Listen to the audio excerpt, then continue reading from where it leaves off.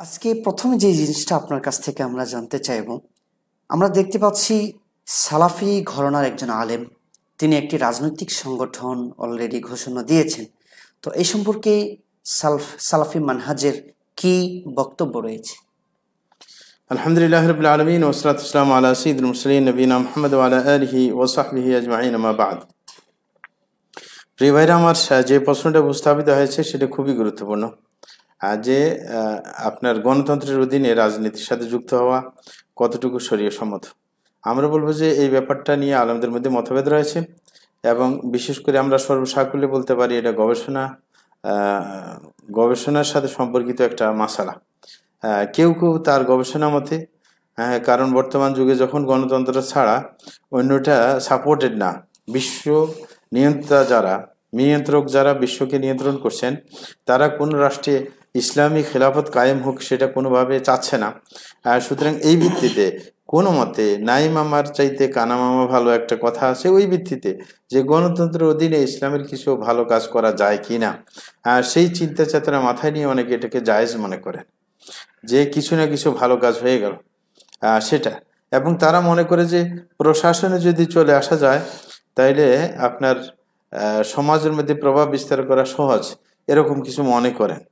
কিন্তু অন্য পক্ষ আবার মনে করেন, বিশেষ করে বিশেষজ্ঞ যারা তারা মনে করেন যে না, মৌলিকভাবে আপনি গণতন্ত্র তো মেনে নিতে পারছেন না, কারণ গণতন্ত্রের সাথে ইসলামের সাংঘর্ষিকতা রয়েছে।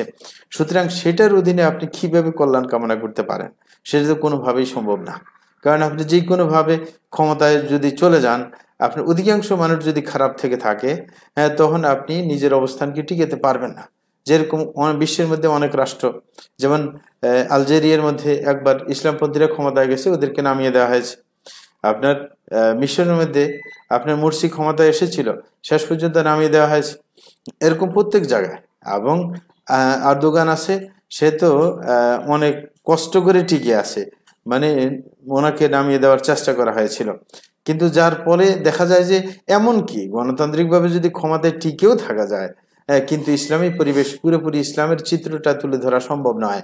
আমরা দেখতে পাচ্ছি কাতারে কিন্তু বর্তমানে আপনার ইখওয়ানুল মুসলিমের অধীনে চলছে, ওখানে কোনো ঝামেলা নেই, তারপরেও পুরোপুরি ইসলাম সেখানে বাস্তবায়িত না।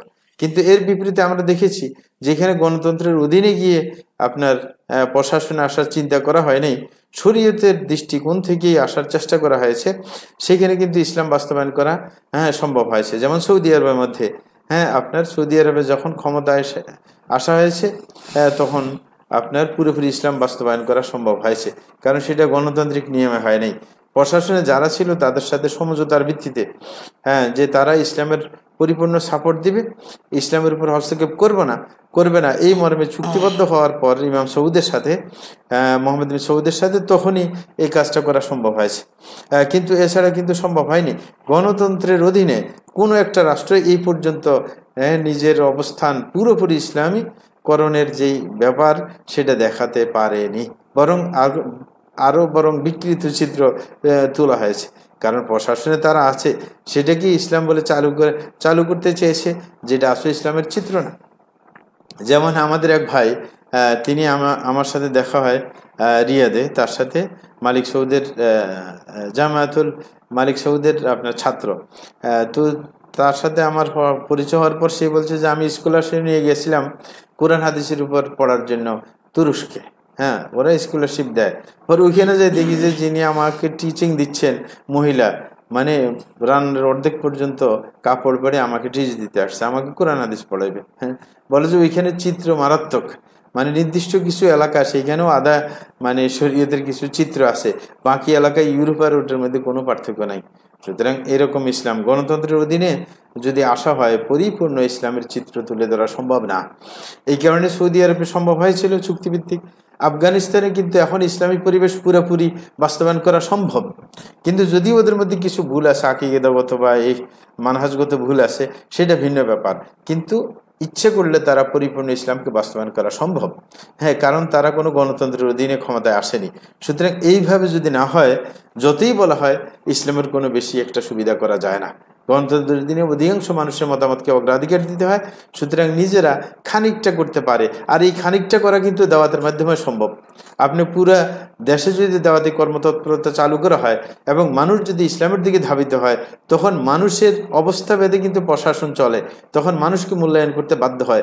কারণ গণতন্ত্র চায় যে অধিকাংশ মানুষের মতামতকে প্রায়োরিটি দিতে। সুতরাং দাওয়াতের মাধ্যমে যদি অধিকাংশ মানুষের মন মেজাজ চেঞ্জ করে দেওয়া হয়, তখন অবশ্যই ইসলামকে গুরুত্ব দেওয়া ওরা নিজের জন্য বাধ্যতামূলক মনে করবে, নতুবা টিকে থাকতে পারবে না।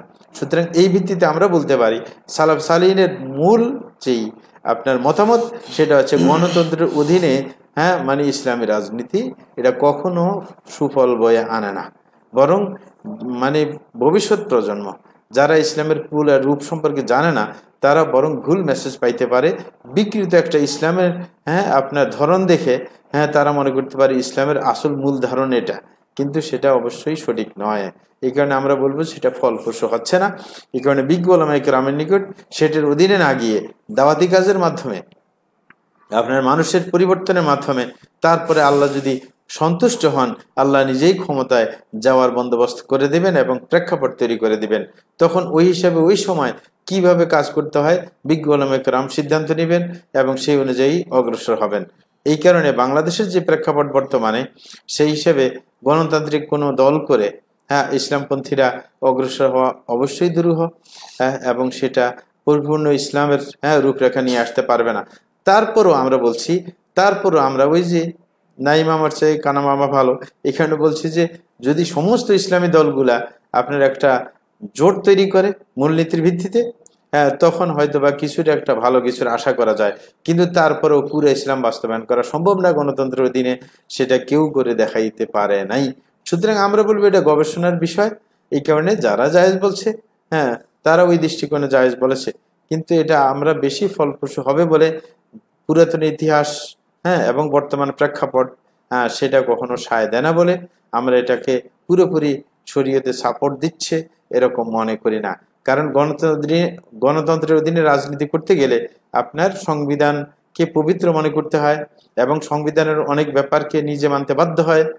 এই সব কিছু ব্যাপার স্যাপার আছে যেটা শরীয়ত কখনো সাপোর্ট করে না, আর ইসলামের মূল চিত্রটা তুলে ধরা অসম্ভব হয়ে পড়ে।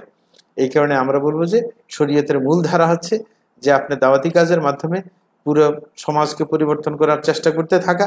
যখন সমাজের সংখ্যাগরিষ্ঠ মানুষ ধর্মমুখী হয়, তখন তারপরে ইনশাআল্লাহ আল্লাহ যদি চান যে ওদের মাধ্যমে আপনার দেশের কল্যাণ করবেন, তখন আল্লাহ শানু ক্ষমতায় আরোহণ করার ব্যবস্থা করে দেবেন যেই কোনো ভাবে।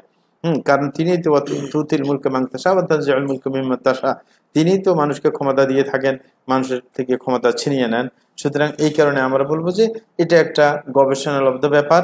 এই কারণে আমাদের দেশের কিছু উলামায়ে কেরাম বা বিশেষ একজন ব্যক্তি, তিনি কিছু উলামায়ে কেরামকে নিয়ে তিনি রাজনৈতিকভাবে দল করার চেষ্টা করছেন, সেটা ওনার ব্যক্তিগত বিষয়, এটা পুরো সালাফদের মানহাজ নয়। আশা করি বুঝতে পেরেছেন। জাযাকুমুল্লাহু খায়রান।